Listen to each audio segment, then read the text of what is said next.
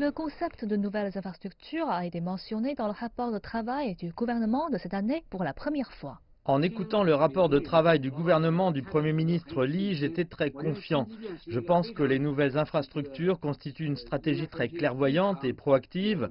De nombreuses entreprises peuvent adopter activement la numérisation et améliorer leur propre chaîne de production et d'approvisionnement et même leur propre processus commercial en utilisant la technologie numérique.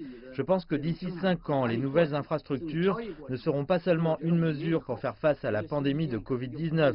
Zhou a déclaré que les nouvelles infrastructures accéléreraient davantage la connectivité et l'intégration entre l'espace virtuel et l'espace physique. La construction de nouvelles infrastructures, en fait, son essence, c'est l'infrastructure numérique. Dans la première phase du développement d'Internet, des services d'information numérisés Internet+, pour de nouvelles consommations, comme les livraisons de repas à domicile et la possibilité d'appeler un taxi, ont apporté de grands changements dans notre façon de vivre et de travailler. L'immense marché d'Internet chinois offre de grandes opportunités. Dans la seconde moitié du développement d'Internet, je pense que dans beaucoup de nos industries traditionnelles, en particulier l'industrie manufacturière, qui sont le fondement de l'économie de notre pays, l'Internet industriel est devenu l'un des grands scénarios d'application pour les nouvelles infrastructures. Ces industries peuvent également utiliser ces technologies d'Internet, notamment la 5G, l'Internet des objets, les mégadonnées, l'informatique en nuage et l'intelligence artificielle pour leur permettre de mener à bien la transformation de la numérisation hors ligne à celle en ligne. Zhou a indiqué que ce n'était qu'en construisant des systèmes de protection de cybersécurité pour les nouvelles infrastructures que la Chine pourrait faire avancer la nouvelle stratégie d'infrastructure en douceur et assurer le développement sain de l'économie numérique. En tant que plus grande entreprise de cybersécurité en Chine, bien sûr, nos propositions sont axées sur la cybersécurité.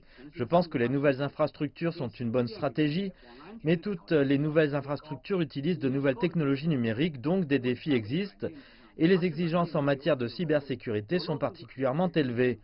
Parce que ces nouvelles technologies sont toutes construites sur des logiciels.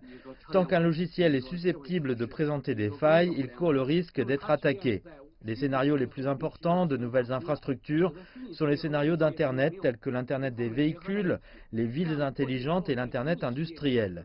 De sorte que la cybersécurité n'affectera plus seulement l'espace virtuel, mais s'étendra au monde réel, en ayant un impact conséquent sur les niveaux de sécurité nationale, sociale et personnelle. Les bureaux à domicile en ligne et la télémédecine rendue possible par les technologies de l'information ont joué un rôle très important dans la réponse au Covid-19, améliorant les nouveaux projets d'infrastructure. Il s'agit notamment de la construction des réseaux 5G, une approche significative pour dynamiser le développement numérique et la croissance économique.